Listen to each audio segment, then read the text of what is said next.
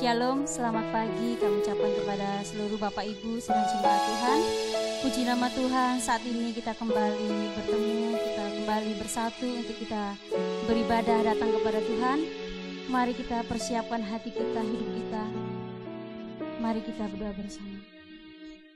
Bapa kami yang baik, terima kasih Tuhan. Kami bersyukur bahwa setiap penyertaan-Mu atas kehidupan kami. Terima kasih bahwa setiap berkat-Mu dalam kehidupan sidang jemaat-Mu Tuhan. Saat ini kami mau datang memuji menyembah-Mu Tuhan. Mari Roh Kudus-Mu hadir di tengah-tengah kami, memimpin mengurapi setiap kami ya Bapa. Kami siap Tuhan untuk diberkati, kami siap untuk melayani Engkau. Dalam nama Yesus kami berdoa bersyukur. Haleluya. Amin.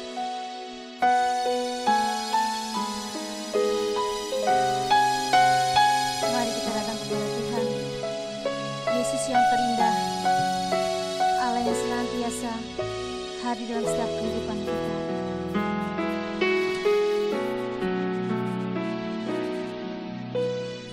Kau yang terindah di dalam hidup ini, tiada yang seperti Engkau, besar perkasa penuh kemuliaan. Kau yang termanis, Kau yang termanis di dalam hidup ini. Ku cinta Kau dari segalanya, kepadaku sembah Kau ya Allahku. Ku tinggikan nama-Mu selalu, tiada lutut yang menyembah Yesus Tuhan Rajaku.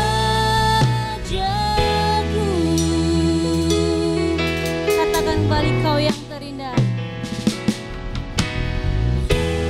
yang terindah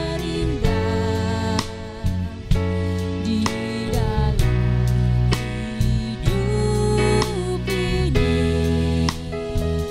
Tiada Allah Tuhan yang seperti Engkau, besar perkasa penuh kemuliaan. Kau yang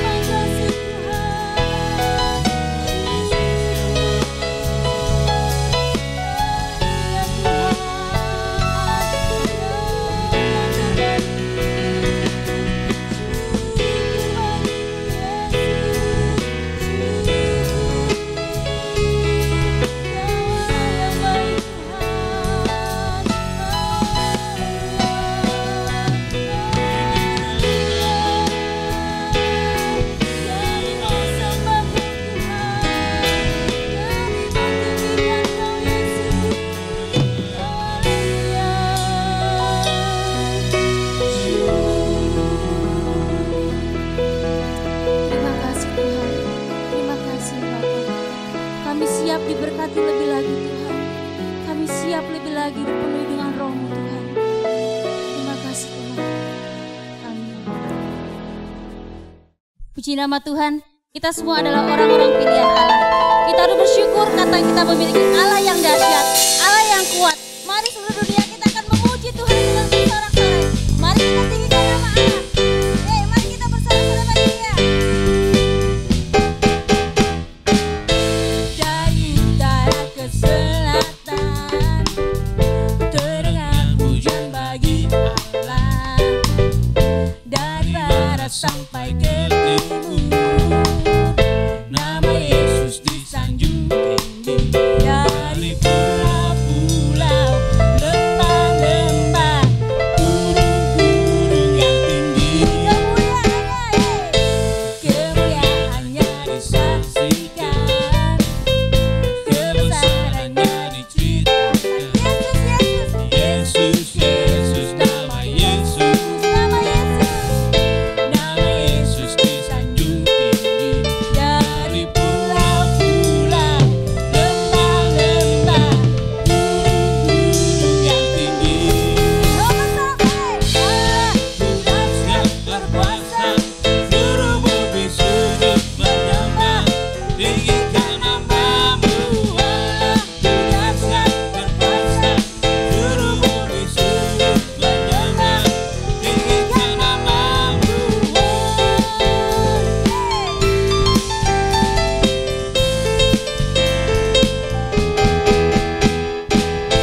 Dari utara ke selatan terdengar pujian bagi Allah.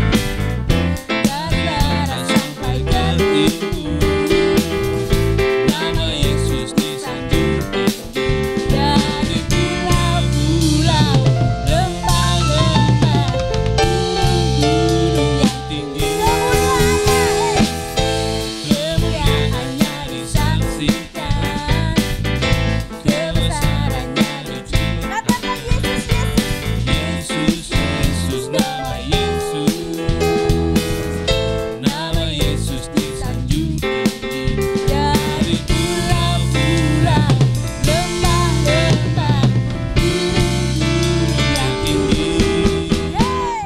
Allah dahsyat berkuasa, seluruh bumi sujud menyembah, tinggikan nama-Mu.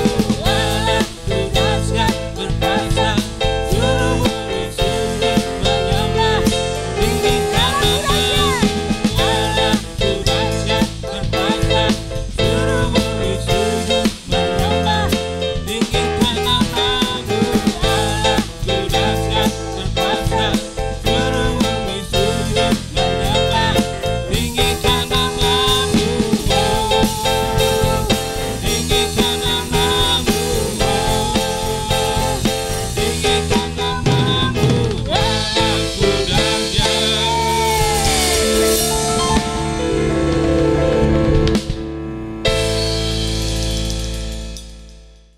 Puji nama Tuhan. Mari Bapak Ibu, saat ini kita akan persiapkan hati kita, hidup kita untuk kita menerima firman Tuhan. Kita mau bawa setiap hidup kita sepenuhnya hanya kepada Allah. Fokuskan setiap hidup kita, pikiran kita, hati kita hanya kepada Allah. Yesus, terima kasih. Yesus, kami siap. Abba Bapa,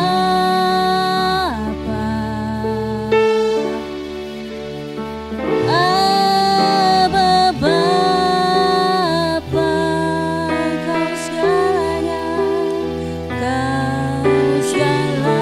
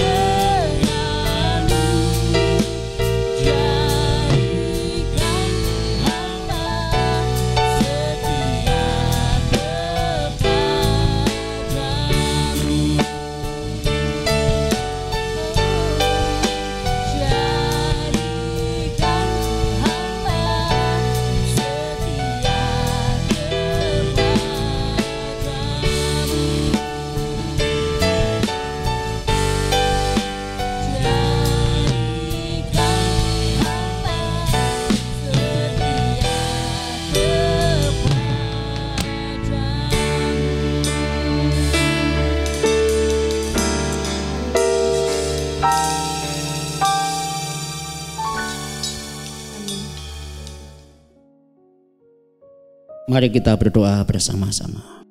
Bapa di surga, kami datang kembali padamu, menaikkan ucapan syukur kami.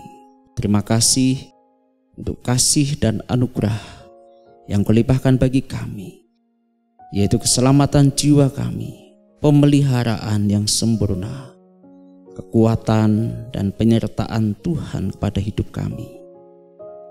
Terima kasih ya Bapa, dan kiranya puji-pujian pengagungan yang kami bisa persembahkan menjadi penyembahan terbaik yang dapat kami berikan kepadamu, dan olehnya Engkau berkenan akan semua itu.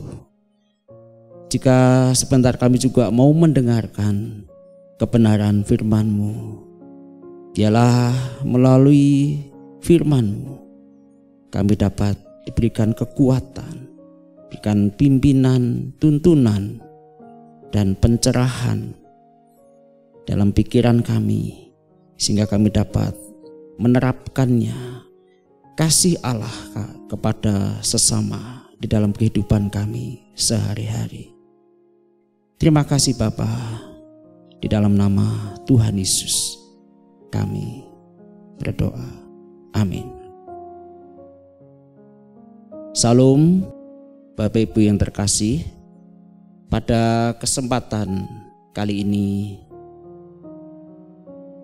saya akan membagikan bagi kita semua renungan kebenaran firman yang olehnya dapat menjadi berkat bagi kita semua untuk menjalani kehidupan kita sehari-hari. Judul renungan kali ini adalah WFH, Worship from Home. Beragam perubahan terjadi, menuntut masyarakat untuk segera beradaptasi. Jika tidak, ancaman tergilas oleh zaman semakin kuat. Perubahan itu juga menuntut masyarakat menciptakan era yang baru, yang sangat berbeda dari sebelumnya. Bagaimana sebenarnya perubahan itu terjadi dan sejauh mana akan berdampak pada kehidupan? Masih ingat pada zaman supermarket, pasar raya, Matahari, department store, supermall, megamall, dan lain-lain. Mereka kini menjadi minimarket. Memang kecil dan mini, tetapi barang-barangnya sangat banyak dan berlimpah. Dan mereka tetap eksis dalam berjualan hingga hari ini. Dampaknya lebih kepada praktis dan ekonomis bagi para pelanggannya. Bapak Ibu, sekarang supermarket, supermall, minimarket kembali berevolusi dan menjadi online shop seperti Shopee, Tokopedia, Bukalapak, Blibli, dan lain-lain. Tinggal klik, pilih barang, check out, bayar, paket datang ke rumah. Kita nggak lagi capek-capek ke mall, justru mall yang mengunjungi kita. Pilihan belanja kita semua ada di dalam smartphone atau HP. Memang nggak ke mall, tapi barang belanjaan penuh di rumah. Perubahan ke arah substansi dalam peribadahan pada kondisi sekarang ini sangatlah urgent, sangatlah mendesak. Sejarah mencatat ketika Bait Suci Salomo yang dibangun abad 10 sebelum Masehi dihancurkan oleh tentara Babel dengan Raja Nebukadnezar. tahun 586 sebelum Masehi. Bangsa Yehuda diangkut ke Babel dalam pembuangan. Mereka tidak bisa lagi beribadah di bait suci untuk melakukan ritual mempersembahkan korban atau kebaktian kepada Allahnya. Hancurnya bait Allah memaksa bangsa Yehuda memikirkan ulang esensi ibadah mereka selama pembuangan ke Babel. Dalam pada itu Samuel menyuarakan transformasi dan paradigma baru dalam ibadah atau kebaktian yang berakar dari hati yang mengasihi Allah, bukan sekedar ritus tanpa isi. Memangnya perubahan apa yang terjadi pada diri bangsa ini? Sejenak kita akan mendengar kutipan pidato Samuel. Tetapi jawab Samuel, apakah Tuhan itu berkenan kepada korban bakaran dan korban sembelihan sama seperti kepada mendengar suara Tuhan? Sesungguhnya mendengarkan lebih baik daripada korban sembelihan, memperhatikan lebih baik daripada lemak domba-domba jantan. 1 Samuel 15 ayat 22. Pada kasus ini sebenarnya terjadi di mana pada waktu itu Saul yang sebenarnya dia sudah melanggar titah Tuhan. Dia tidak taat kepada instruksi Tuhan dan juga dia tidak sabar menunggu Nabi Samuel untuk mempersembahkan korban.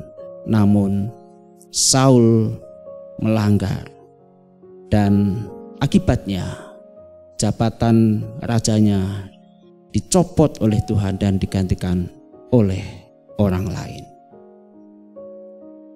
Raja Daud menyikapinya bahwa korban sembelihan kepada Allah ialah jiwa yang hancur, hati yang patah dan remuk.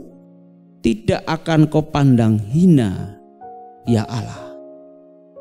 Mazmur 51 ayat 19. Ibadah kebaktian hari Minggu jika hanya sebagai rutinitas saja, sekalipun memberikan persembahan, persepuluhan, sumbangan diakonia dan lain-lain, jika itu tidak berakar dari kasih yang sejati kepada Allah dalam Yesus Kristus, pengganti korban tebusan bagi orang percaya, maka itu adalah ritual agamawi yang kosong, yang tanpa isi. Bapak Ibu, ketaatan kepada Allah terlebih dahulu, baru mempersembahkan korban. Dan ketidaktaatan tidak dapat dikompensasi dengan korban. Pidato Samuel yang panjang lebar menegaskan pesan yang disampaikan para nabi, bahwa tindakan penyembahan dan ritual di luar ketaatan yang sungguh-sungguh pada dasarnya tak berharga bagi Allah dan bagi yang bersangkutan. Rupa-rupanya seruan worship from heart, ibadah dari hati, sudah diserukan sejak lama.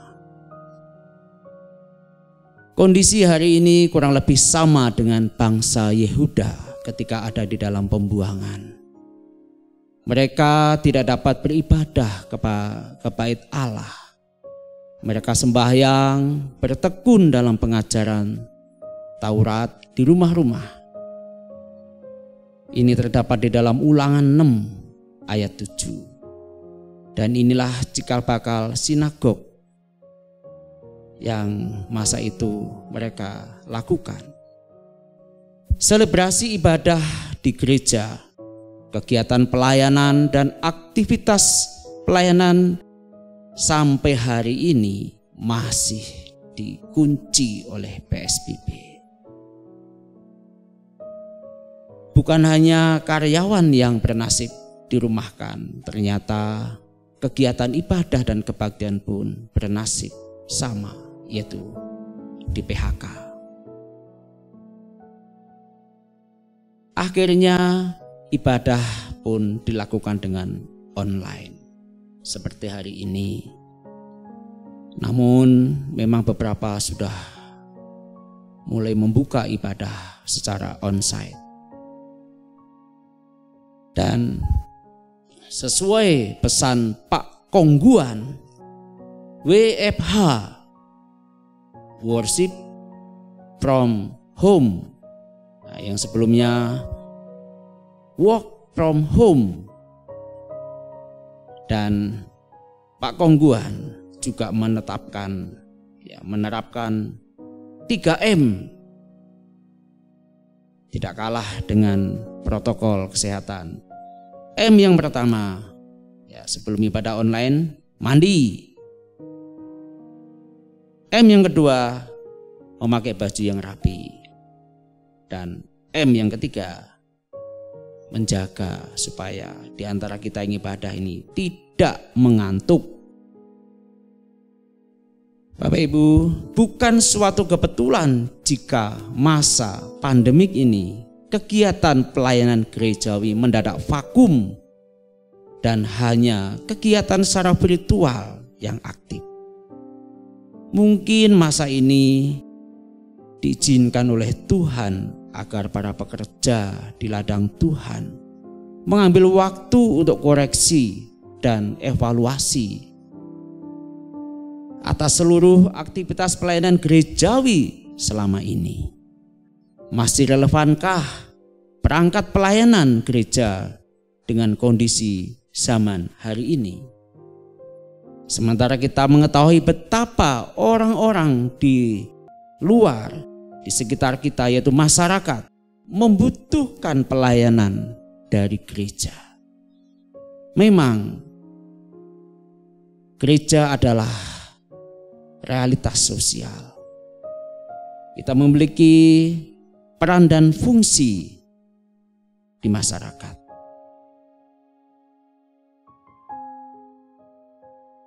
Atas kondisi hari-hari ini, akankah kita berpangku tangan saja? Kan sudah sumbang doa. Wih, sangat rohani. Benarkah demikian? Apakah sudah cukup? Kalau begitu, apa sebenarnya makna ibadah Kristen? Cukup ritual kecil yang 1,5 jam itu? Mari kita merenungi dan menelusuri kembali bersama-sama Rasul Yakobus. Rasul Yakobus mengatakan dalam Yakobus 1 ayat 27, ibadah yang murni dan yang tak bercacat di hadapan Allah Bapa kita ialah M, mengunjungi yatim piatu dan janda-janda dalam kesusahan mereka, dan M yang kedua, menjaga supaya dirinya sendiri tidak dicemarkan oleh dunia. Rupanya Rasul Yakobus juga tidak mau ketinggalan dengan Pak Kongguan.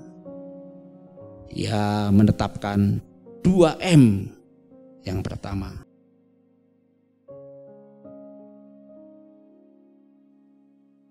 Yakobus mengatakan di sini kata ibadah diterjemahkan dari kata treskeia sebagai suatu ungkapan keagamaan yang berwujud dalam ritual, kebaktian, dan upacara-upacara. Namun Yakobus kembali menegaskan bahwa ritual terbaik yang kita persembahkan kepada Allah ialah pelayanan kepada orang miskin dan kesucian hidup pribadi. Bagi Yakobus, ibadah yang sejati tidak terletak di dalam penampilan harfiah seperti musik yang agung, penataan tata ibadah yang sangat rapi dan memukau, tetapi di dalam praktik pelayanan kemanusiaan dan kemurnian hidup pribadi seseorang. Bapak Ibu, saudara yang terkasih, Yakobus mengecam jika ibadah hanya mementingkan penyelenggaraan tata ibadah yang indah dan bangunan yang megah serta menakjubkan, sampai-sampai tidak memiliki waktu dan dana untuk pelayanan kemanusiaan yang sebenarnya bisa diamalkan, dipraktikkan terhadap sesama manusia. Contohnya, menolong orang miskin, membantu biaya pendidikan, membuat program GNOTA, orang tua asuh, membuka les gratis, membuka pelatihan kerja pada masyarakat, melatih mereka untuk bisa memasak, bisa menjahit dan lain-lain, merawat orang sakit. Nah, ini momentum sekarang ini membantu para korban yang terdampak pandemi, juga menyumbang obat-obatan, alat-alat kesehatan, APD, menyediakan relawan, volunteer, dan satuan tugas. Dan yang lebih keren lagi, jika gereja bisa menyediakan rumah isolasi atau karantina bagi pasien COVID-19 dan mendistribusikan makanan, vitamin, dan sekaligus memberikan pelayanan pastoral, pendampingan kepada pasien dengan mengikuti protokol kesehatan. Jika gereja tidak mampu melakukan semua itu, atau kita sebagai orang Kristen tidak mau melakukan itu, tentu kita akan mendapatkan suatu konfirmasi di dalam Alkitab.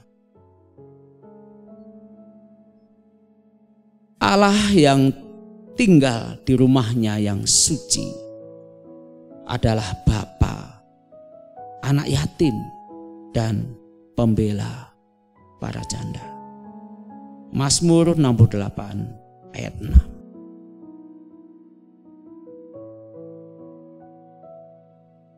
Janganlah menindas janda dan anak yatim, orang asing dan orang miskin, dan jangan merancang kejahatan dalam hatimu terhadap masing-masing. Pesan ini juga disampaikan oleh Zakaria 7 ayat 10. Bapak Ibu Saudara,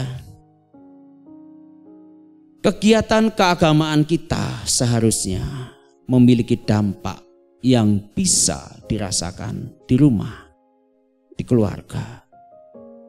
Dilihat anggota keluarga kita, mereka cinta Tuhan, bertumbuh imannya. Di tempat kerja, orang-orang Kristen menunjukkan sikap disiplin, menjadi teladan, tentu menguntungkan perusahaan. Di tempat usaha, jika ia bos atau majikan, dia harus murah hati dengan karyawan, dengan pembantu, tidak menahan hak. Dan sementara di lingkungan, di masyarakat, menunjukkan perilaku Kristus dan buah-buah hidup kita. Tetapi jika kita mengaku Kristen yang rajin beribadah, rajin pelayanan, namun rumah tangga ribut terus, tidak menjadi contoh di tempat kerja, ya datang terlambat, pulang cepat, sering minta izin kepada bos alasan pelayanan. Kalau jika ia bos, dia menahan hak karyawan.